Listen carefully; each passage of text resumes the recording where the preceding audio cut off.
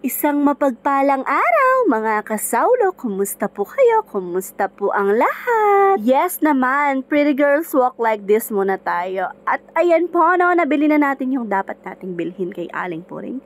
Pagkatapos po natin kay Aling Puring ay bumili po tayo ng bigas.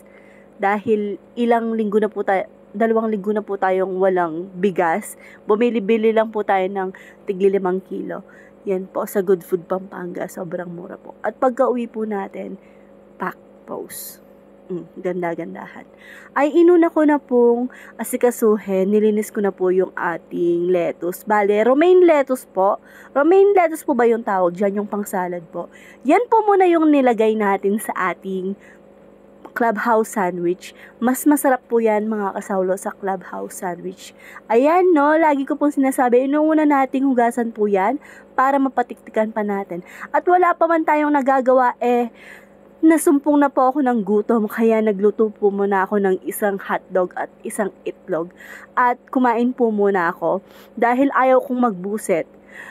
Magbubusit lang po ako pag gutom ako. Charot! Kain po tayo mga kasawlo. At ayan po, may nabili po pala akong brownies na tinitinda po sa palengke.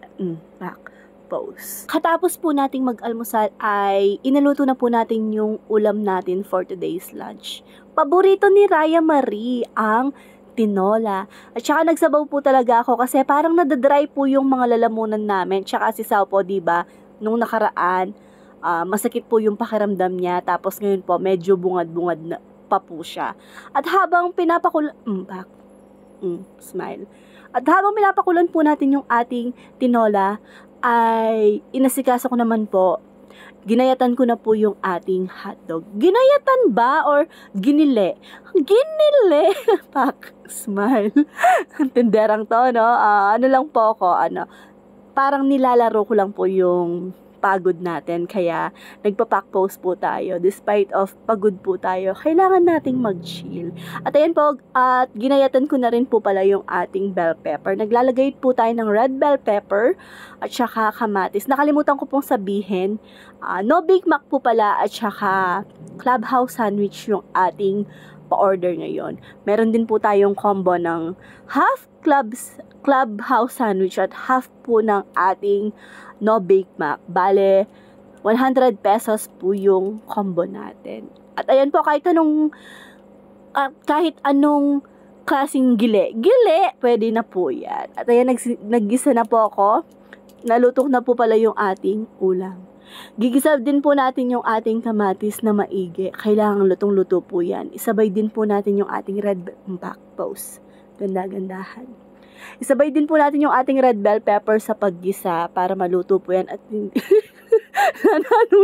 at hindi sa giwa. Di ba po, sobrang happy lang po natin. Yung mga binibigay po sa ating mga pa-order ni Lord ay inaano lang po natin, chinichill lang po natin. So ayan no, matigas pa po yung karne natin dyan at nanggigigil po ako kahit di lang halata. So ayan po no, naigisa na rin po yung hotdog. Ang dami kong so ayan po no, kasi po ano po ako sa Tagalog, magkasakit kong magtagalog. Kasi kapampangang tunay po ako mga kasawlo.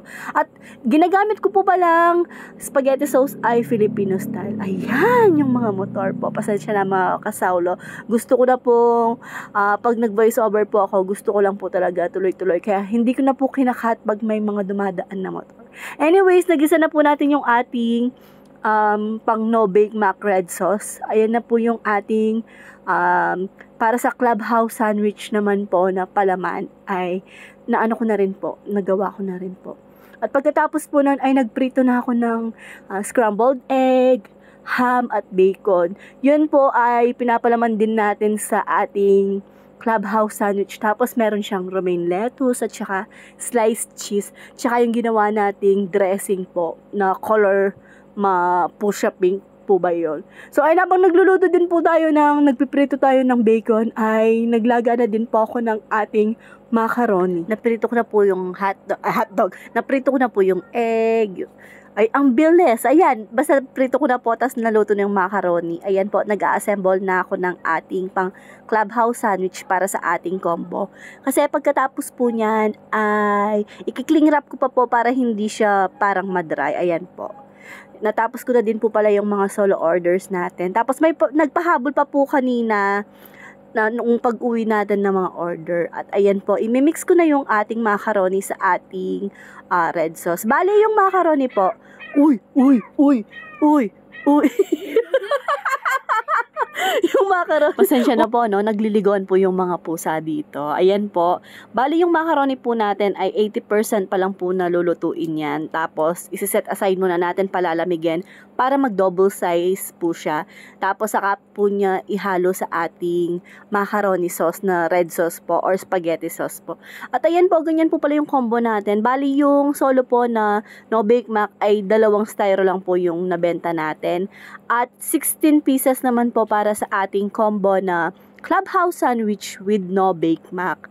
At ayan po, no, ganyan po pala siya, 100 pesos, sulit na sulit po. Ayan po. Nakakatakam po.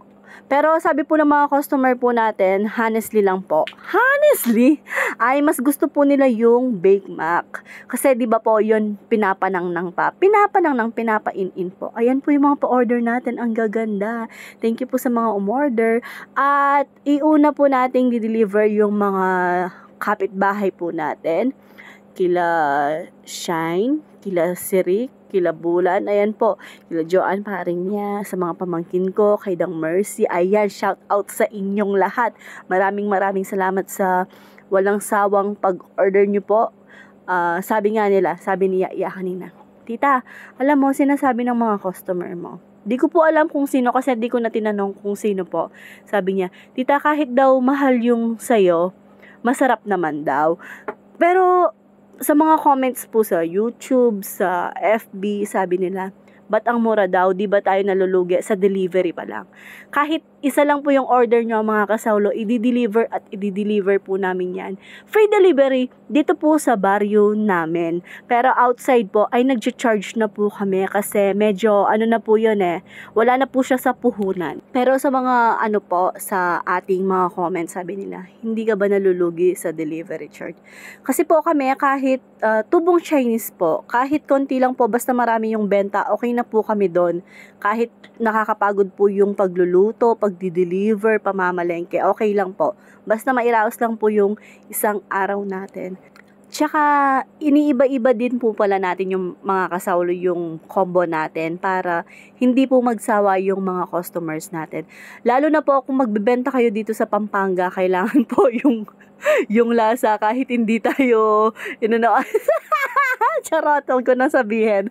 Ayan po, no, pag nagluto po ay negosyo po kayo ng pagkain dito sa Pampanga, kailangan po maselan din po yung panlasa ninyo. Sobrang maseselan po sila sa pagkain. Hindi po sa maselan kung marmi or ano, no, pero yun na rin po. Maselan po sila sa panlasa. At ayan po, na pagkatapos namin mag-deliver, tawang-tawa ko kay asawa dyan. Dumiretso po kaming Prime Water para magbayad. Sabi niya, ante, sabi niya, asan daw? Kala niya magdi-deliver pa siya.